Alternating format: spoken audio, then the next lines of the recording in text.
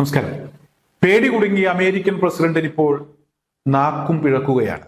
അത്തരത്തിലൊരു വാർത്തയാണ് ഇപ്പോൾ അന്താരാഷ്ട്ര മാധ്യമങ്ങളിലൊക്കെ അല്ലെങ്കിൽ സമൂഹ മാധ്യമങ്ങളിലൊക്കെ ചർച്ചയായിരിക്കുന്നത്.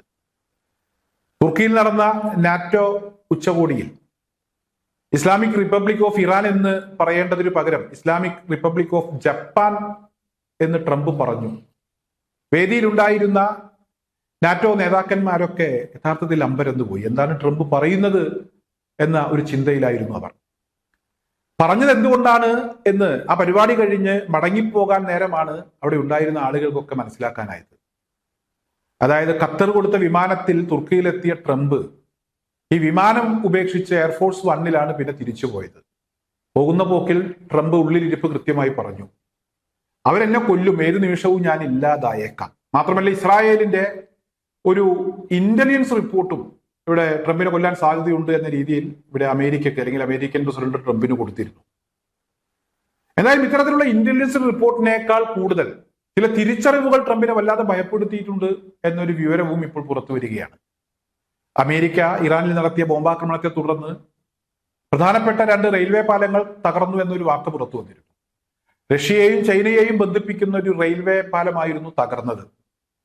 ഈ പാലം തകർത്തതുമായി ബന്ധപ്പെട്ട് ഇറാൻ അതൊരു കനത്ത തിരിച്ചടിയായിരുന്നു, വലിയ നഷ്ടമായിരുന്നു. പക്ഷെ മണിക്കൂറുകൾക്കകം തകർന്ന 2 പാലങ്ങളിൽ ഒരു പാലം പുനർനിർമ്മിക്കാനും അതിലൂടെ ഗതാഗതം സാധ്യമാക്കാനും ഇറാന് കഴിഞ്ഞു.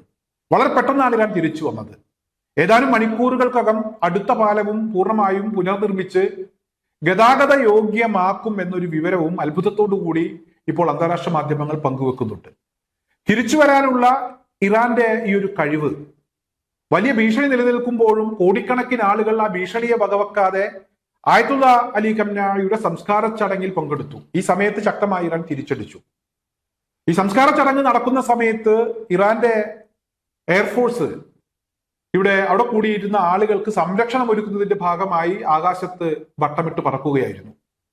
ഇറാന്റെ അതിർത്തി പ്രദേശങ്ങളിൽ ഇപ്പോൾ സുരക്ഷാ സംവിധാനങ്ങൾ, പ്രതിരോധ സംവിധാനങ്ങൾ ശക്തമാക്കിയിരിക്കുകയാണ്. തിരിച്ചു വരാനുള്ള ഇറാന്റെ കഴിവും അതേസമയം ഇറാന്റെ ചങ്കൂറ്റവും ധൈര്യവും ഒക്കെ ട്രംപിനെ തളർത്തിയിരിക്കുന്നു. ഇപ്പോൾ ട്രംപ് പറയുന്നത് ഇനി യുദ്ധം വേണ്ട, സമാധാനം മതി, ചർച്ചയിലേക്ക് കടക്കാം, യുദ്ധം ചെയ്യാനുള്ള ശേഷിയൊക്കെ ഞങ്ങൾക്കുണ്ട്, എങ്കിലും യുദ്ധം ഉദ്ദേശിക്കുന്നില്ല എന്ന ഒരവസ്ഥയിലേക്ക് ട്രംപ് പോയിരിക്കുകയാണ്. നാറ്റോ ഉച്ചകോടിയുമായി ബന്ധപ്പെട്ട് ട്രംപ് അവിടെ നടത്തിയ പ്രസംഗം ഇവിടെ ഇറാന്റെ മിസൈൽ ആക്രമണത്തെ USS അബ്രഹാം ലിങ്കൺ എന്ന് പറയുന്ന കപ്പൽ അത് അതിജീവിച്ചു, പ്രതിരോധ സംവിധാനങ്ങൾ ഈ ആക്രമണങ്ങളെയൊക്കെ തകർത്തു എന്ന വിഷയവുമായി ബന്ധപ്പെട്ട് നടത്തിയ ചില പരാമർശങ്ങളാണ് ഇവിടെ ട്രംപിന്റെ നാക്കുപിഴവുമായി ബന്ധപ്പെട്ടുള്ള ചില വിവരങ്ങൾ പുറത്തു വന്നത്. ഇസ്ലാമിക് റിപ്പബ്ലിക് ഓഫ് ഇറാൻ ഞങ്ങളെ 111 തവണ ഞങ്ങളുടെ USS അബ്രഹാം ലിങ്കൺ എന്ന് പറയുന്ന കപ്പലിനെ ആക്രമിച്ചു എന്നാണ് ട്രംപ് പറയാൻ ഉദ്ദേശിച്ചത്. എന്നാൽ ഇസ്ലാമിക് റിപ്പബ്ലിക് ഓഫ് ഇറാൻ എന്ന് പറയേണ്ടതിന് പകരം ഇസ്ലാമിക് റിപ്പബ്ലിക് ഓഫ് ജപ്പാൻ എന്നാണ് ട്രംപ് അവിടെ പറഞ്ഞത്. ഇത് വലിയ ചർച്ചയായിരുന്നു. ഞാൻ പറഞ്ഞല്ലോ, അതിന്റെ യാഥാർത്ഥ്യം എന്താണ്, എന്തുകൊണ്ടാണ് ട്രംപിനെ അങ്ങനെ പിഴച്ചത് എന്നതിനെ കുറിച്ച് ട്രംപ് തന്നെ പിന്നീട് പറഞ്ഞു. എല്ലാവർക്കും അത് ബോധ്യപ്പെടുകയും ചെയ്തു. എന്തായാലും ഇവിടെ പ്രതിരോധ സംവിധാനങ്ങളുമായി ബന്ധപ്പെട്ട് പാട്രിയറ്റ് മിസൈലിന്റെ കുറവ് അതും ട്രംപിന്റെ ചില പ്രവൃത്തികളിൽ നിന്നും ഇപ്പോൾ വ്യക്തമായി. ട്രംപ് അത് തുറന്നു പറയുന്ന ഒരു സാഹചര്യം ഉണ്ടായി. ഇപ്പോൾ യുക്രൈനിൽ ഈ പാട്രിയറ്റ് മിസൈൽ നിർമ്മിക്കുന്നതിന് വേണ്ടിയുള്ള അനുമതി ട്രംപ് കൊടുത്തു എന്നൊരു വിവരമാണ് പുറത്തു വരുന്നത്. തുടർച്ചയായി ഇറാന്റെ ആക്രമണങ്ങളെ പ്രതിരോധിച്ചതിന്റെ ഭാഗമായി പാട്രിയറ്റ് മിസൈലിന്റെ കുറവ് നേരത്തെ തന്നെ വാർത്തയായിരുന്നു. ഇതുവരെ തിരിഞ്ഞു നോക്കാതിരുന്ന യുക്രൈനോട് ഇപ്പോൾ മിസൈൽ നിർമ്മിക്കുന്നതിന് വേണ്ടി അമേരിക്ക ആവശ്യപ്പെട്ടിരിക്കുകയാണ്. യുക്രൈൻ ആണെങ്കിൽ നിലത്ത് നിൽക്കാൻ സമയമില്ല. റഷ്യ യുക്രൈനെ വട്ടമിട്ടടിച്ചുകൊണ്ടിരിക്കുകയാണ്. യുദ്ധം അവസാനിപ്പിക്കുന്നതിനെ കുറിച്ചൊക്കെ ഒരു വേള വ്ളാഡിമിർ പുടിൻ ചിന്തിച്ചിരുന്നു. അത്തരത്തിലുള്ള വാർത്തകളൊക്കെ ഉണ്ടായിരുന്നു. എന്തായാലും ഇപ്പോൾ തൽക്കാലം യുദ്ധം നിർത്തണ്ട, മുന്നോട്ട് പോകാം എന്ന ഒരു അവസ്ഥയിലേക്ക് പുടിൻ എത്തിയിരിക്കുന്നു. പ്രത്യേകിച്ച് അമേരിക്ക ഇറാൻ സംഘർഷം നിലനിൽക്കുന്ന സാഹചര്യത്തിൽ ഇറാന് ചെയ്തു കൊടുക്കാൻ കഴിയുന്ന സഹായം എന്ന നിലക്ക് റഷ്യയും കടുപ്പിച്ച് പിടിച്ചിരിക്കുകയാണ് എന്നൊരു വിവരമാണ് പുറത്തു വരുന്നത്. എന്തായാലും ഇവിടെ ഈ ഒരു പ്രത്യേക സാഹചര്യത്തിൽ ഞാൻ വളരെ പ്രധാനപ്പെട്ട കഴിഞ്ഞുപോയൊരു വിഷയം ഞാൻ നിങ്ങളുടെ ശ്രദ്ധയിലേക്ക് ഒരിക്കൽ കൂടെ കൊണ്ടുവരികയാണ്.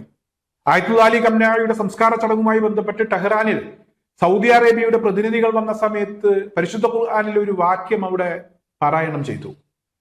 വേറൊന്നുമല്ല, ആ വാക്യത്തിലൂടെ ഇറാൻ പറഞ്ഞത്, അതിന്റെ അർത്ഥം എന്താണെന്ന് വെച്ചാൽ ബദർ യുദ്ധ പശ്ചാത്തലത്തിൽ ഇറങ്ങിയ ഒരു ആയത്തായിരുന്നു അത്, ഒരു വാക്യമായിരുന്നു അത്.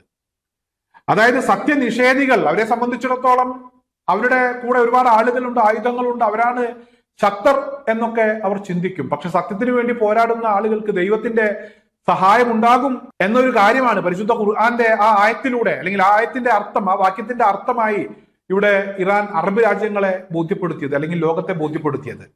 അറബ് രാജാക്കന്മാർ ഈ ഒരു വാക്യം കേട്ട്, പരിശുദ്ധ ഖുർആനിൽ പറഞ്ഞ കാര്യം കേട്ട് അവർ എത്രമാത്രം അത് ഉൾക്കൊണ്ടു, ചിന്തിച്ചു, ഭയപ്പെട്ടു എന്നൊന്നും എനിക്കറിയില്ല. പക്ഷേ അമേരിക്കൻ പ്രസിഡന്റ് ട്രംപ് വല്ലാതെ ഭയപ്പെട്ടു പോയിട്ടുണ്ട്. അക്കാര്യത്തിൽ യാതൊരുവിധ തർക്കവുമില്ല. ട്രംപിനെ സംബന്ധിച്ചിടത്തോളം ട്രംപിന്റെ സ്റ്റാൻഡ് ആരോടൊപ്പമാണ് എന്ന് ലോകത്തേത് ചെറിയ കുട്ടിയോട് പോലും ചോദിച്ചാൽ അത് കൃത്യമാണ്. സത്യനിഷേധികൾക്കൊപ്പമാണ്, തെമ്മാടികൾക്കൊപ്പമാണ്, ഭീകര ഇസ്രായേലിനൊപ്പമാണ് ട്രംപ് എന്ന കാര്യം എല്ലാവർക്കും അറിയാം. അതേസമയം ഇറാൻ ഒരു പരിധി വരെ അവർ ന്യായമാണ് അവർ പറയുന്ന കാര്യങ്ങൾ, അത് ലോകത്തിന് കൃത്യമായി ബോധ്യമുള്ള കാര്യമാണ്. എന്നാലും സത്യത്തിനു വേണ്ടി നിലകൊള്ളുന്ന ഇറാനോടൊപ്പം ഇറാന് ദൈവത്തിന്റെ സഹായം ഉണ്ടാകും എന്നാണ് ഇറാൻ ഇവിടെ ലോകത്തെ ബോധ്യപ്പെടുത്തിയത്.